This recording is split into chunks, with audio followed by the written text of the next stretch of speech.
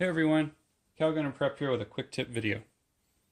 What we got is a Lee Precision Loadmaster auto-indexing progressive reloading press.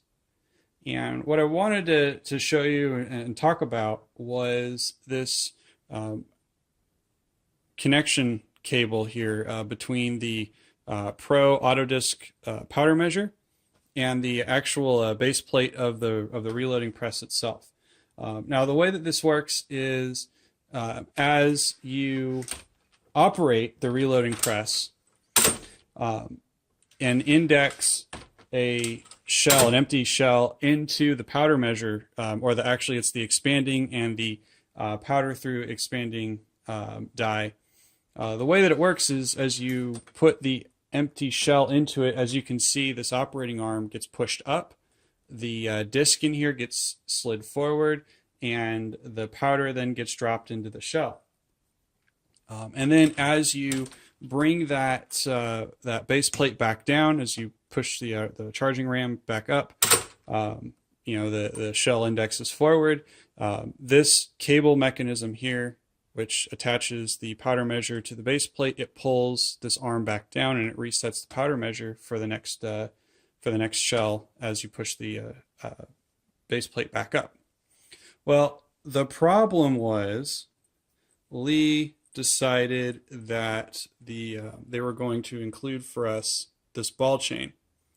And well, as you can see, the ball chain is now in multiple pieces. It actually broke on me twice.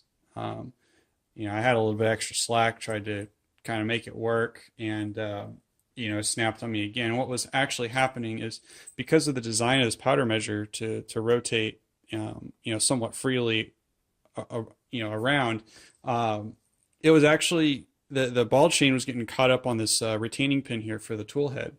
And as I would push the charging ram back up and the base plate would drop, try to operate that, it would get wrapped around this, it'd get just too much tension and then just snap on me.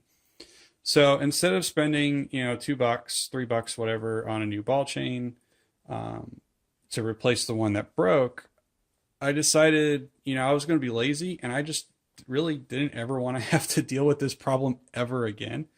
So I went to my local hardware store and I spent, about $4. We were in California, so we have sales tax that we have to deal with. So, maybe $4.50 tops, but, it was about 60 cents for 2 feet of the steel cable. And, it's 1/16 inch 7x7 construction steel cable.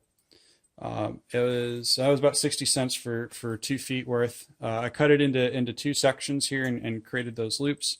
It was about $1.50 for this little spring clip here, and another $1.50 for the ferrule set to obviously tie or to complete the loops. And the reason why I went with this design, the reason why I built it like this is because the one nice thing about that ball chain is really easy to take on and off, right? And so that makes changing out the tool heads really easy, because now I can just unclip this, right? I can pull this pin out, or unscrew it rather than pull it out, pop the whole tool head off, put the new tool head in with the new caliber dies already set up, just drop it in, put the retaining pin back in, and then all I have to do is clip this back together, and boom, I'm ready to go. I can change out tool heads in in a matter of however many seconds it takes me to move one, put the new one in.